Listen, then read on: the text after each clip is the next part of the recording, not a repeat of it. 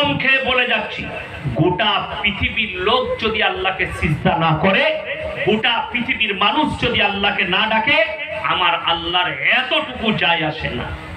আল্লাহ যে জায়গায় আছেন, ছিলেন, থাকবেন, চিরকালের জন্য থাকবেন, আবাদান আবাদা। জোরে বলুন সুবহানাল্লাহ।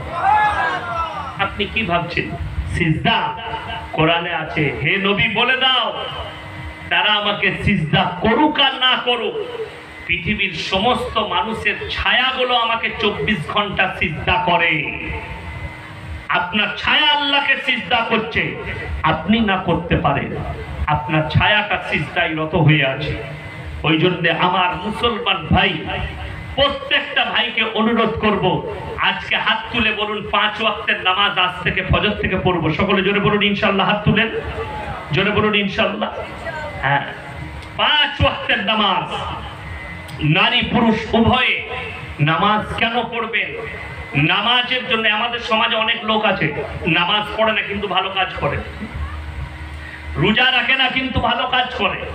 তারা বলে আমরা নামাজ পড়ি না, রোজা না রাখতে পারি, কিন্তু আমাদের মতো ভালো লোক পাবি না। সত্যিকারই তাই, তারা ভালো লোক, তারা কারো ক্ষতি করে না, তারা পরোপকারী, তারা ভালো মানুষ, কারো পরচর্চা করে না, লোক ভালো, কিন্তু জীবনে নামাজ পড়ে না। তারা মনে মনে ভাবে আমরা নামাজিদের থেকেও ভালো। তাদের জন্য এরপর কোরআন শোনাবো। যারা ভাবছেন আমি নামাজ পড়ি না কিন্তু নামাজিদের থেকে ভালো লোক, তারা শুনবেন, তাদের জন্য কোরআনের আয়াতটা।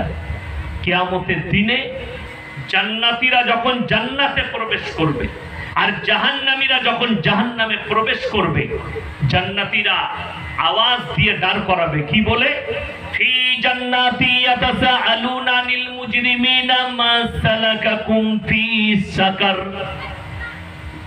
এই জাহান্নামী ভাইরা দাঁড়াও দাঁড়াও দাঁড়াও, তোমরা কেন জাহান্নামে গেলে? কেন যাচ্ছ? তুমি তো বলতে তোমরা ভালো লোক, তোমরা তো বলতে আমরা কেন অন্যায় করিনি। তাদের মুখ থেকে 3টে উত্তর বেরিয়ে আসবে মারাত্মক। নাম্বার 1, ক্বালু লাম নাকু মিনাল মুসাল্লিন, আমরা নামাজি মুসল্লিদের মধ্যে ছিলাম না।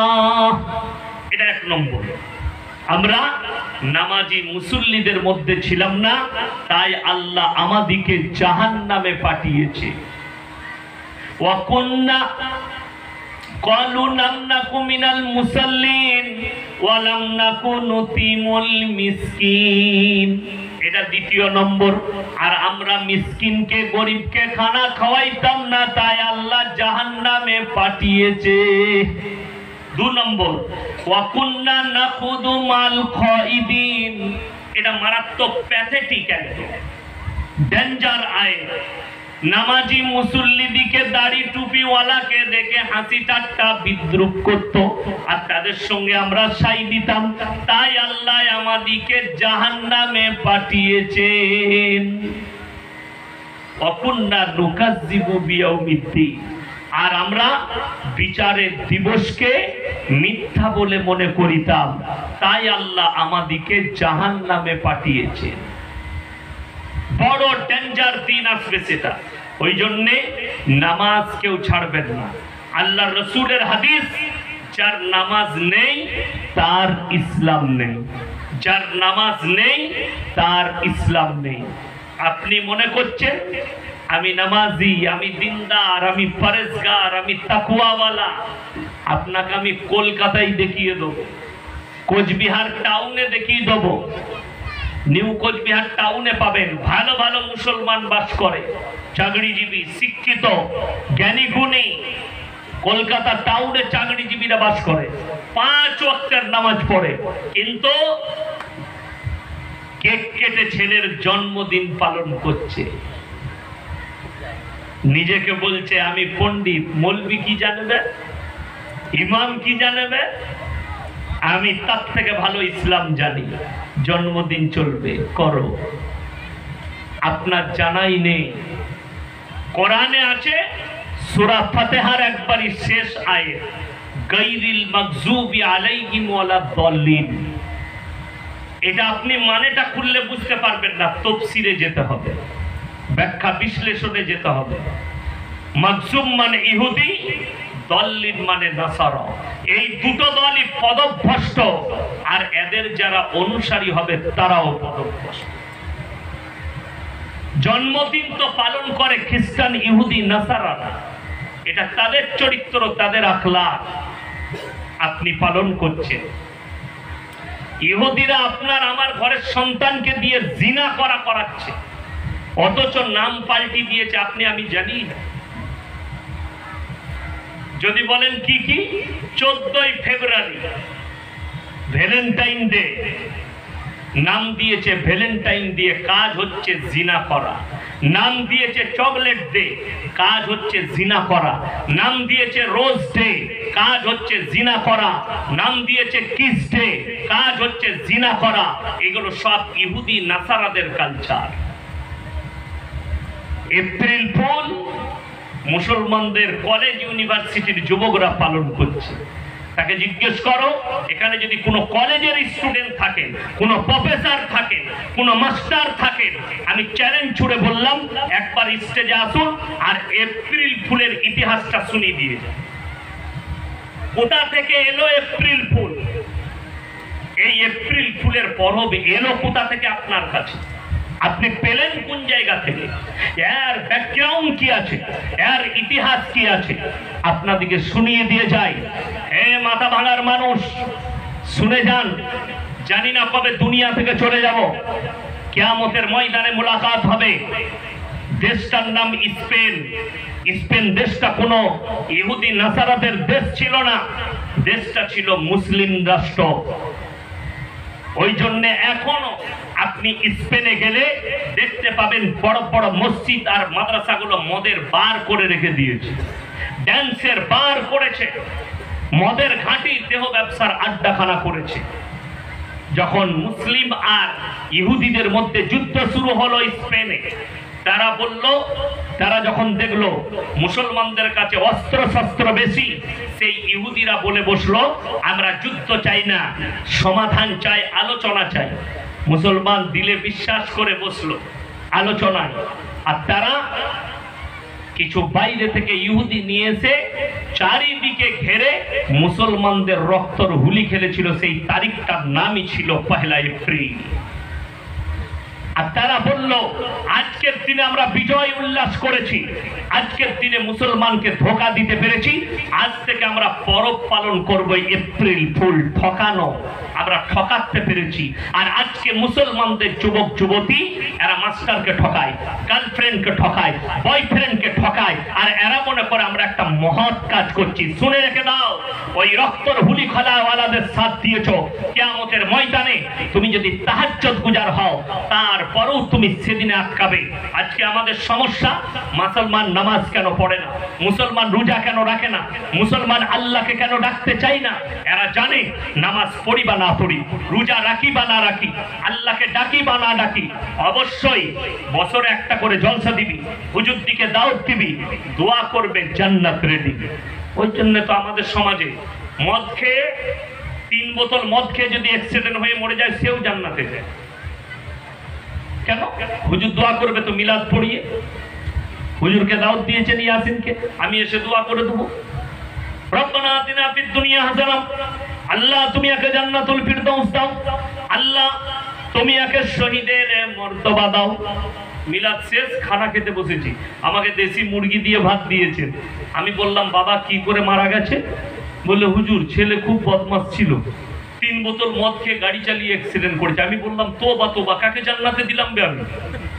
কথাটা বুঝতে পারেননি তো? হুজুরও মার খাবে আর সে তো খাবেই খাবে। আপনার মনে মনে হবে হুজুর 3 বোতল মদ খেয়ে মদের ভাটিতে জীবন কাটিয়ে মারা গেছে, আপনি তার লেগে দোয়া করতে পারবেন না? তার লেগে দোয়া করতে পাবো না? গাঁজার ভাটিতে জীবন কাটিয়েছে, তার লেগে দোয়া করব না? নাস্তিকতার উপরে জীবন কাটিয়েছে, তার লেগে দোয়া করব না? আমি বলবো না, আমার বাপের দলিল দেবো না। শুনেন, পৃথিবীর সব থেকে শ্রেষ্ঠ ব্যক্তি, পৃথিবীর আদি থেকে অন্ত পর্যন্ত যিনি সৃষ্টির শ্রেষ্ঠ, তিনি হচ্ছেন হযরত মুহাম্মদ মুস্তাফা।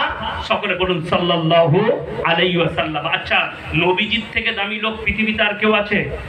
কথা বলে না? আর কেউ আসবে? আসবে না। চলুন, আল্লাহর হাবিব সাল্লাল্লাহু আলাইহি সাল্লাম তিনি মেম্বারে বসে আছেন, ছুটে একজন সাহাবী এলেন কাছে, ইয়া রাসূলুল্লাহ, কি হয়েছে?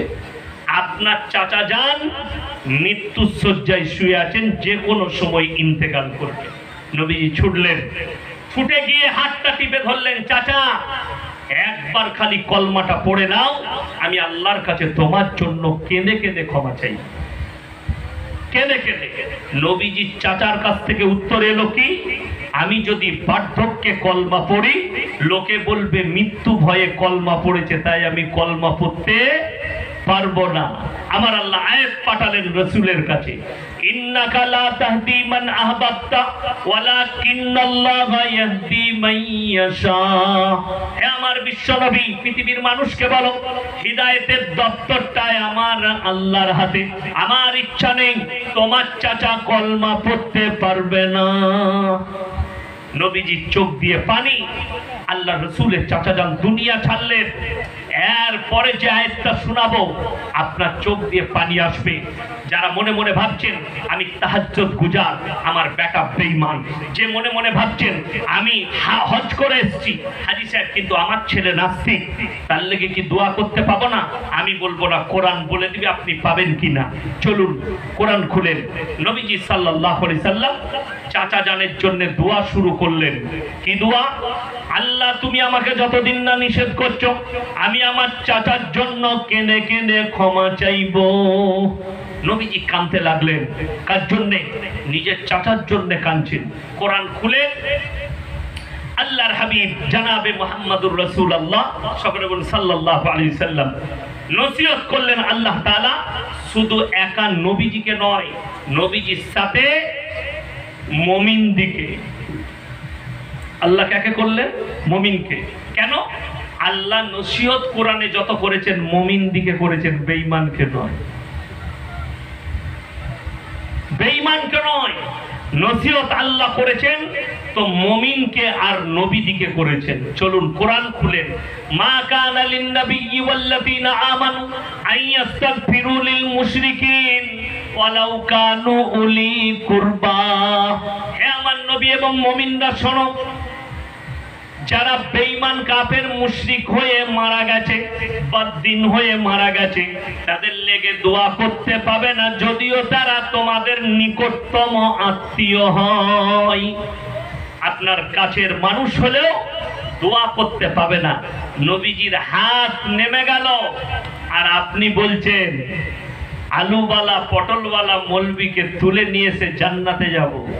নামাজ না পড়ে রোজা না রেখে দিনদার না হয়ে পাপের সাগরে ডুবে মারা গেছি, মলি সাহেব দোয়া করবে জান্নাতে দেবে। চলুন আপনাকে আরো একটু আগে নিয়ে যাই, তাহলে বুঝতে পারবেন। এটা তো আমাদের রাসূলের জন্য বললাম, এরপর আরেকটু আগে চলুন। হযরতে নূহ নবী, যিনি নিজের চোখে নিজের সন্তানের মৃত্যু তাণ্ডব দেখেছেন। পৃথিবীতে উনি একজন নবী, ঠান্ডা পানিতে উনি একজন পয়গম্বর যিনি দেখেছেন নিজের চোখে তাণ্ডব দেখেছেন। কার? নিজের সন্তানের।